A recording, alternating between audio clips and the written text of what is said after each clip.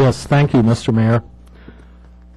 I need to report now with the benefit of full information available to me on the issue that caused such turmoil in the last council meeting.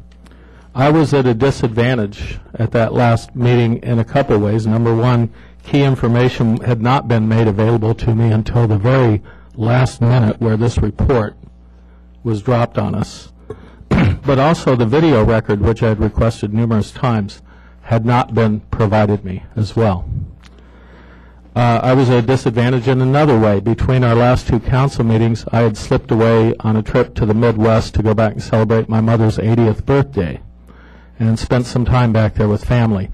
When I arrived at the last council meeting from LAX, just in time for the public session, I was very surprised that there was such a concerted effort to push forward with something that, according to the timetable, looked extremely suspicious.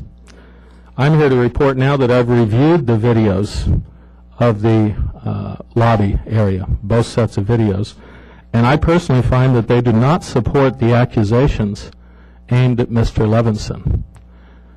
Because I do believe in fairness and justice, I will not take an action until I'm provided information with which to have a pretty good shot at making the right decision. So one other thing that I have to share, because it is a process, and I've heard this tonight from some of the speakers, I would hope for fairness and even-handedness from the professionals in our city. That's the basis for building trust. Trust has to be a two-way street. Before I left on that vacation, I spoke with Chief Hughes in the lobby, basically against the north doors over here.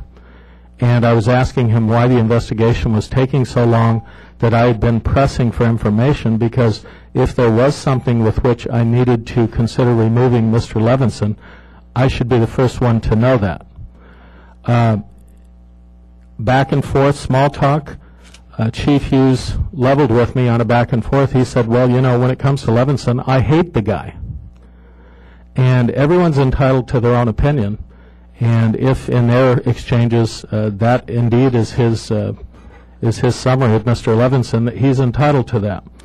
But acting as a professional, then imagine my surprise to find out that Chief Hughes apparently was the one who personally called individuals involved in this supposed altercation, and that pretty much initiated the investigation, which led to criminal charges being pressed on, as best as I can tell, name-calling, perhaps, referring to someone as a liar.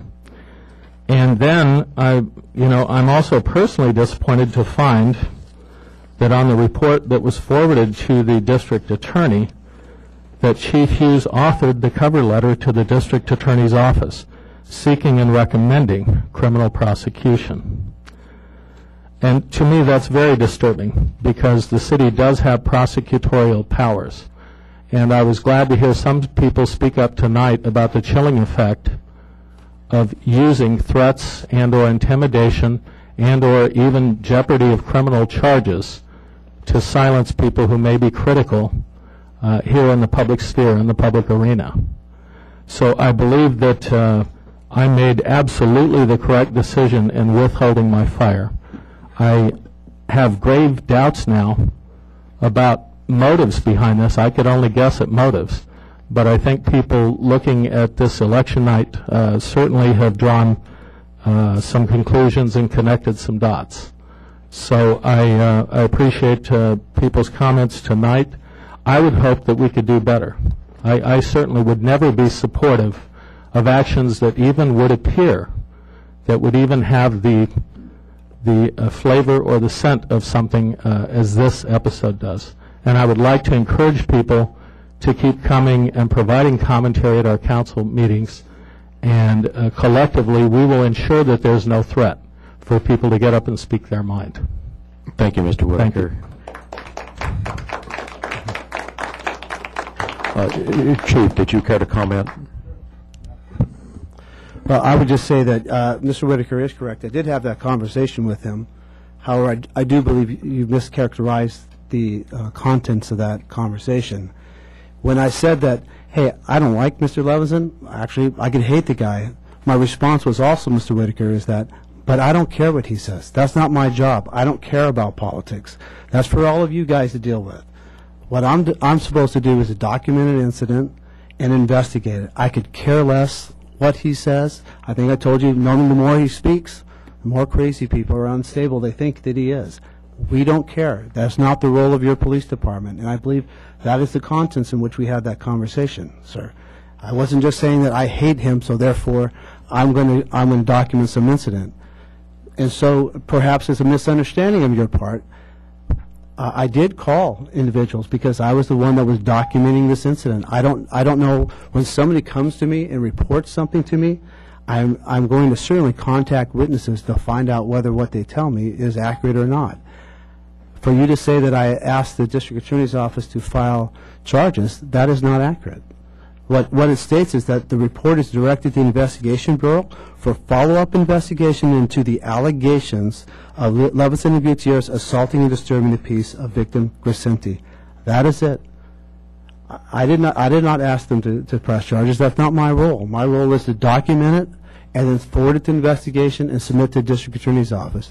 Your police department is not going to get involved in politics, no matter whether or not you guys ask us to or not. We are going to document incidents, and we're going to submit to the district attorney's office. That's it. And I believe that was the contents in which you're referring to. Well, Chief, I'm not intending to attack you personally. However, I do have to bring some attention to the notion of professional ethics. And if an officer cannot be objective in their approach to an investigation, it should be assigned to someone who could be objective. Now, you're the chief. You have the discretion. You could assign this investigation any which direction you chose. But given your statements about your feelings about Mr. Levinson, I have some grave concerns about the fact that you did persist to be very hands-on in this investigation, and I would question, at least an open question, about whether that was the best decision. Thank you, Mr. Whitaker. And I would just disagree with you, sir. I think that I can be objective in documenting statements that are provided to me, just as when I also have discussions with other people that are suspected of crimes that I might not necessarily like. That's my role, to be objective and to be honest, sir, and that's what I did in this case. Let's move on. Thank you. We now move to our consent calendar. I've asked that item 7 be pulled so we have a more complete statement as to timing and what else might be happening in that street. Is there any other item that should be pulled this evening? I'll move the balance. I'd like to pull number 3 for just a brief comment. Any other? And I'll second Greg's motion to... Except for items 3 and 7 on the consent calendar, those in favor of approving the other 6 items, please indicate by saying aye. Aye. Aye. Opposed? There are none. Let's move to item 3. Councilmember Flora, your comments. Item 3 is a first quarter financial report, and I just wanted to know what the status was with respect to our responses, with respect to responses to an RFP for an investment advisor of the city's investment portfolio. Either Julie James could give you an update on that, or the mayor's been participating, so I'll let the two of them give you the update on that. The reason I ask is that we made, on our investment portfolio, we made the princely sum of 0.79%, not even 1% interest on a significant portfolio. Yes, and as I mentioned before, most of the city's portfolios these days are around 0.7%. After your last comment in August, I actually went online and looked at many cities, and they were all either at that point or below us. Not all, but most. In receiving proposals from many investment firms, I also did reference checks and found that those using investment firms also had very similar rates to ours. So it is a sign of the times. It's a sign of just a very low interest rate right now on the Fed side, and as the mayor knows, because he's been sitting in on these meetings, until the Fed changes and the rates start going up, we won't see much of a change. As far as where we are with the proposals, the Investment Advisory Committee is meeting tomorrow to, we conducted in the last few weeks 6 interviews with different firms. We're meeting tomorrow to finalize and choose one that we will make a recommendation to council. We hope to bring that at the next meeting at the earliest and at the latest by December. And tomorrow will be my 7th meeting on this topic.